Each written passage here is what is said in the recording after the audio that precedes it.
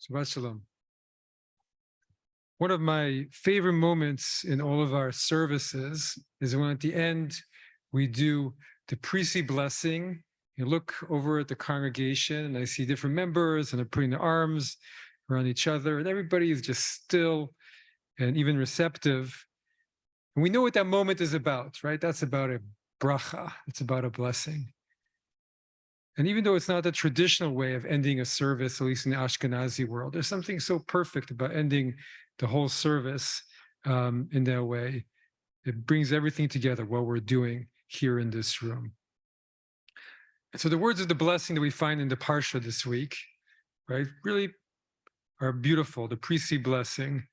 And they're not what we would expect from our most important blessing.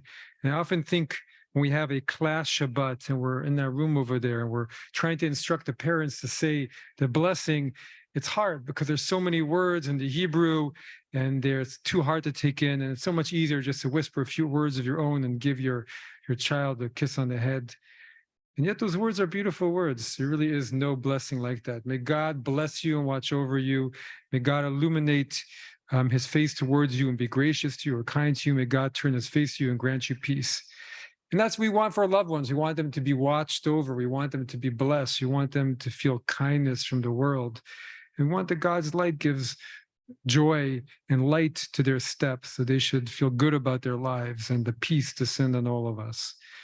And so earlier in that same Parsha, we have the laws of the Nazarite. And the Nazarite was someone who in the time of the Torah would make a vow to, for one period of time, usually a month, not to drink any alcoholic products or grape juice.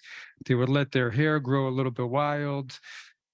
And they would just devote themselves to spiritual matters for a period of time. It was like putting the luxury side of life to the other side for a short period, good drink, how we look, and let it take backstage as we're focused on what's important, being there for each other, helping other people, and meaning. And it didn't last forever, right? The vow lasted a month, and then there was a ritual to end it, and then you return to drink, and you return to good hair, and it was all better. But maybe there'd be other times where you would return to it. But it was all about having a period of time where you just think about blessing. So last week, I was found on the internet one of these shows, the America Got Talent or American Idol, I can't remember which one it was exactly. And there was this incredibly moving story. It was about a woman who was in her 30s and she auditioned for the show. And she was battling cancer, had been, but still was. And you actually found out at the end, she only had a 2% chance of survival at that point when she went on the show. But she looked amazing. She was shining, and she sang this song. It's okay.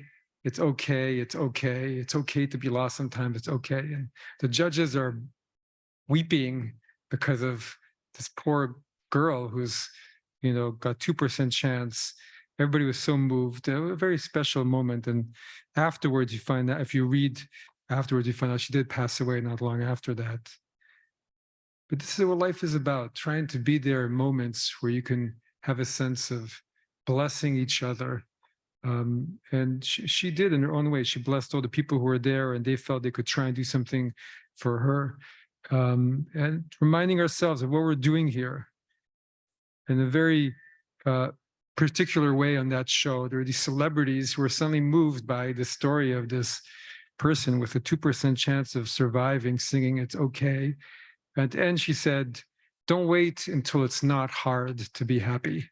And I could tell the judges were taking it in. And so life's got so many ups and downs and all arounds. And what elevates all of us amidst it all is to be with the people we love and the ability to bless each other through the journey. And we realize that when we do bless each other in all the myriad of ways that human beings do, and maybe it's different for celebrities and for other people, it doesn't matter who you are, but there's so many ways of doing it. And that's what makes all of it worth it.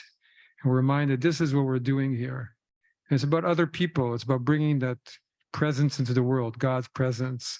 It's about living up to our human possibility of living in that way. And we can't do it all the time. We should, really.